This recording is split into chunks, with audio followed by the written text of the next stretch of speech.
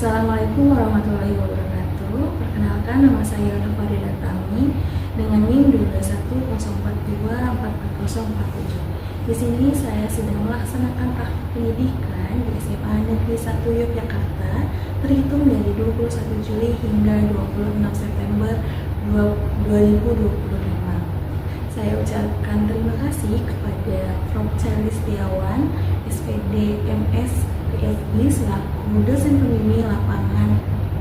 Kemudian saya ucapkan terima kasih kepada Bapak Nadia, SPD MM selaku Kepala Sekolah SMA Negeri 1 Yogyakarta. Dan terakhir saya ucapkan terima kasih kepada Ibu Prasanti Asriani, SPD selaku Guru Pemong Bimbingan dan Konseling.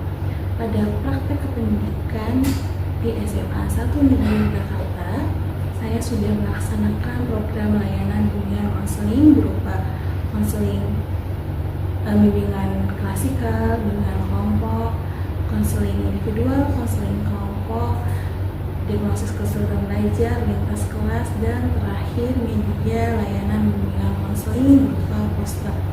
Untuk itu, saya akan memperlihatkan video-video layanan bimbingan dan konseling selama 2,5 bulan di SMA Negeri Yogyakarta.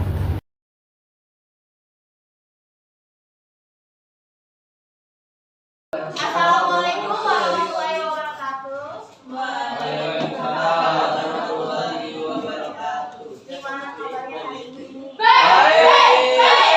Oke, semangat banget ya kayaknya. Iya. Oke.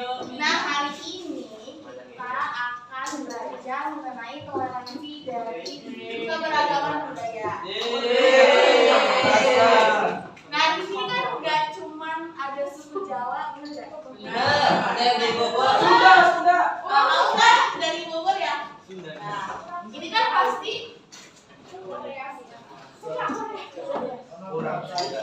ada yang dari Korea belum? Apa itu toleransi? Toleransi itu suatu sikap atau tingkah laku dari seseorang untuk membiarkan kebebasan kepada orang lain dan memberikan kebenaran atas perbedaan tersebut sebagai pengakuan hak-hak asasi manusia. Secara sederhananya, toleransi itu sikap menghargai perbedaan dan kebebasan orang lain. Nanti akan dijelasin. Nah, apa sih itu bedanya sama intoleransi? Kalau intoleransi itu kebalikannya dari toleransi. Intoleransi itu berarti sikap tidak menerima perbedaan. Dia nggak mau, dia egois, dia maunya mainnya sama sesama suku. Kayak Hisham kan dari suku Sunda ya, nggak ditemenin Hishamnya. Karena beda suku, pilih-pilih teman, gitu-gitu. Itu namanya intoleransi. Kalau pro itu memicu toleransi, yang kontra itu memicu intoleransi. Coba. Nah, nanti Ibu kasih waktu 5 menit untuk kalian mempersiapkan argumennya. Izin menyampaikan argumen tentang saya kenapa pro toleransi. Karena media sosial memberikan toleransi karena berbagai konten positif di media sosial itu dapat mendorong toleransi maupun walaupun itu negatif juga, itu bisa memperkuat toleransi.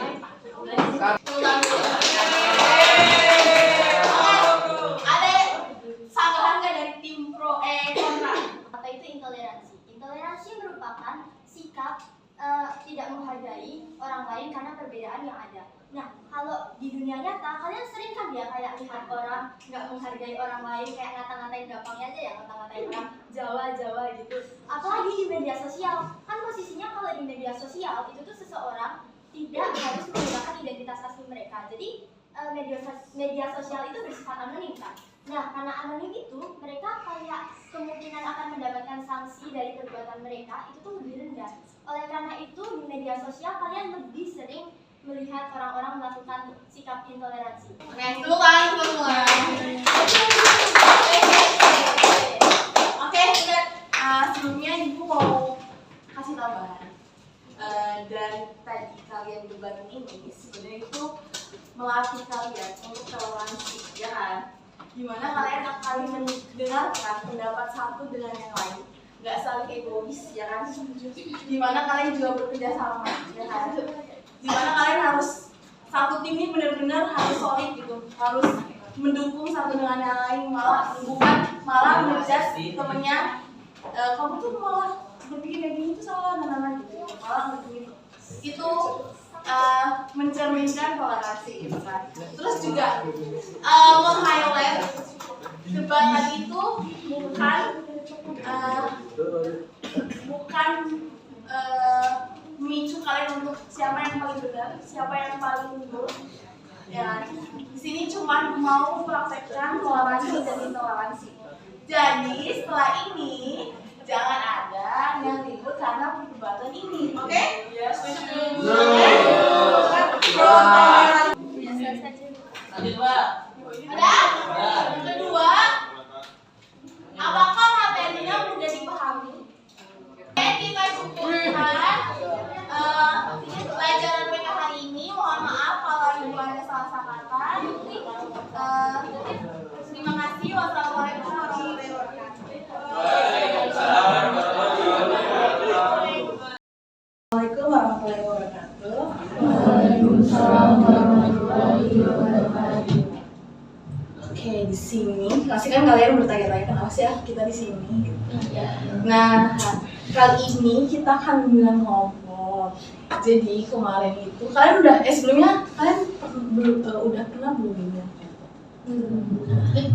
Waktu SMP. Bimbingan kelompok. Belum pernah. Oke, berarti ini pertama kali ya? Iya. Nah, jadi bimbingan kelompok ini isinya tuh seperti sama aja kayak yang di kelas gitu. Ibu ngasih materi, terus ada teknik-tekniknya gitu. Tapi ini lebih apa ya? Lebih dekat aja. Terus orang-orangnya juga lebih kecil.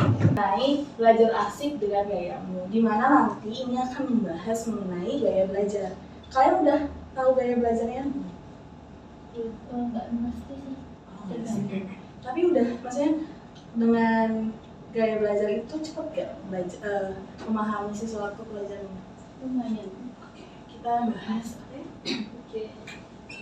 Putri, tahu nggak sih kalau si Isa itu udah SMA nggak bisa sosialisasi? Iya, aneh banget ya sih, kayak Iya kan? dia punya skill apa sih sebenarnya? Makanya itu SMA kan waktunya cari relasi Bener. banyak kan? Tapi dia kayak gak punya teman sama sekali. Makanya itu. Mana dia jarang berangkat lagi. Orang-orangnya tuh kayak gak mau teman sama dia. Apa alasannya? Kok dia nggak bisa punya skill sosialisasi sih? Aneh banget sih dia. Gitu. Udah. Di sini apa? Geografi ya? Semangat untuk geografinya. Kita tutup. Wassalamualaikum warahmatullahi wabarakatuh. Waalaikumsalam warahmatullahi wabarakatuh. Boleh?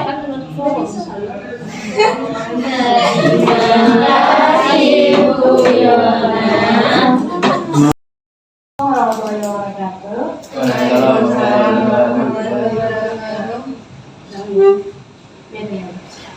Selamat siang teman-teman.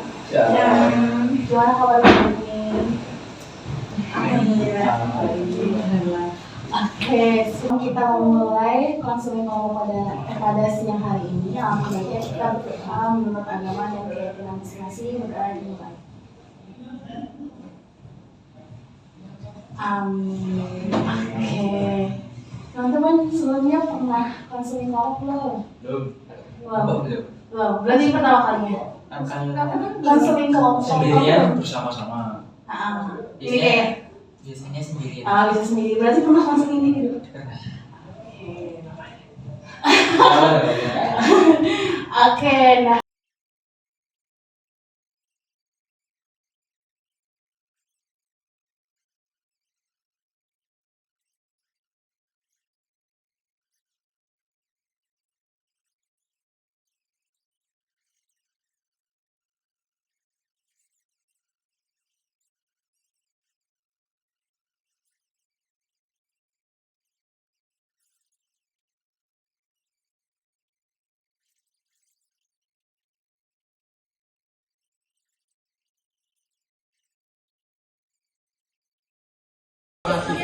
Terima kasih. Kamera. Oke, siap.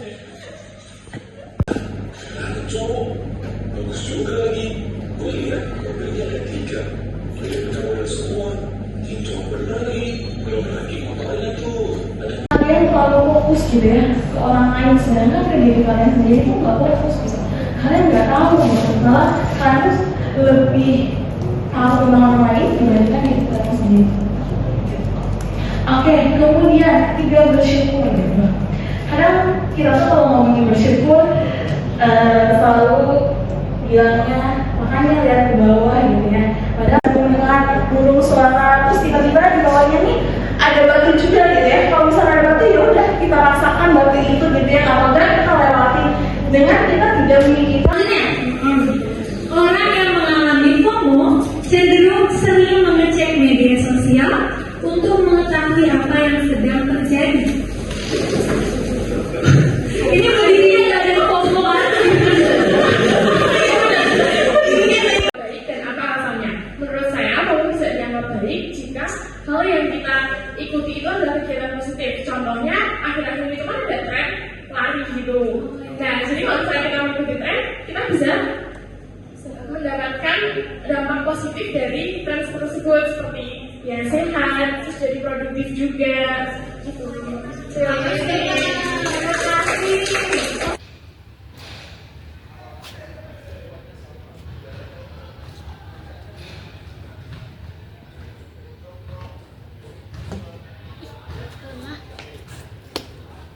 Sekian yang bisa saya sampaikan mengenai praktik kependidikan di SMA Negeri 1 Yogyakarta, dan saya ucapkan terima kasih sebanyak-banyaknya kepada keluarga besar SMA Negeri 1 Yogyakarta atas penerimaan dan bimbingannya selama 2,5 bulan ini. Wassalamualaikum warahmatullahi wabarakatuh. Baik,